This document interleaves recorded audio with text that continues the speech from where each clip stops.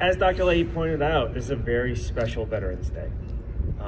100 years ago on Sunday at 5 a.m. in a train car, in a siding in France, the belligerent powers met and signed an armistice due to take effect 6 hours later.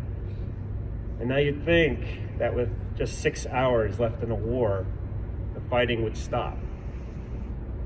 But it actually intensified, and at 10:59, Henry Gunther, a young American, was the last soldier killed in the war just 1 minute before the armistice. Struck down by a machine gun bullet from a German machine gunner as he charged with a fixed bayonet. America's participation in the First World War is actually sometimes overshadowed, perhaps rightfully, by our much larger contribution to the Second World War.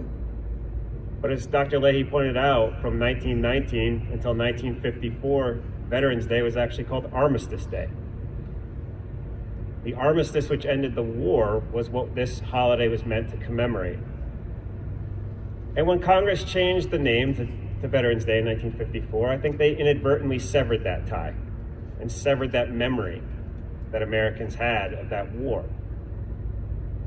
While Americans only participated in the First World War for about a year and a half, and in fact only really contributed heavily to the fighting for about the last 3 months, the contribution was great and the sacrifice heavy. The bloodiest battle ever fought in the history of the United States was fought in the Meuse-Argonne offensive at the very end of the war, in which 24,000 Americans were killed in just a few weeks of fighting.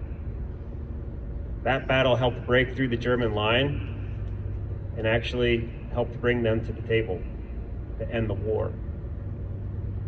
The final cost was about 250,000 Americans, 50 to 60,000 killed, another 60,000 struck down by the horrible flu pandemic that swept over the battlefield at the very end of the war, known as the Spanish influenza, and many, countless injured. When you take into the fact that Americans actually really only fought in the battlefield from July until November, those casualty rates are staggering.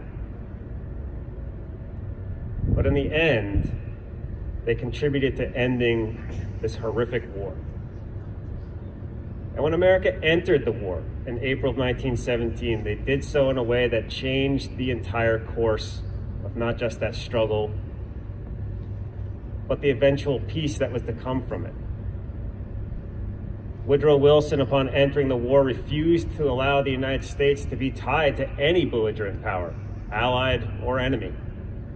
The United States, he said, was there to fight for a just democratic peace and a new world order built on democracy. The American war effort, although short, was impressive, and it marked a new age in which America would be the global power. Now, as many of you know, America retreated from that responsibility shortly after the war with some serious consequences. And in fact, in some ways, the failure to uphold the promise of the First World War is why we commemorate the veterans of the Second World War. So, I'd like to ask all of you on this very special Veterans Day. Sunday is the actual day. We commemorate it on Monday. Please take some time to think about these veterans of this overshadowed war, the veterans of the First World War, all of whom are gone. But remember their sacrifice. Remember their commitment to our country and to a cause that they believed was worth fighting for. Thank you.